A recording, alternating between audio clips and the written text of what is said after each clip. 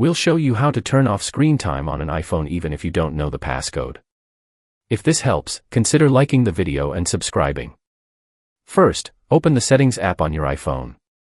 Scroll down and tap on Screen Time, or use the search bar to find it quickly. Inside Screen Time, you'll see options like Downtime, App Limits, Communication Limits, and Content Restrictions. Normally, if you try to turn any of these off, it will ask for the Screen Time passcode, which you might not remember. To fix this, go back to the main Screen Time page and scroll down. Tap on Change Screen Time Passcode. A pop-up will appear. Select Turn Off Screen Time Passcode. If you don't know the passcode, tap Forgot Passcode. Then enter the Apple ID and password that was used to set up screen time. After confirming, the passcode will be removed.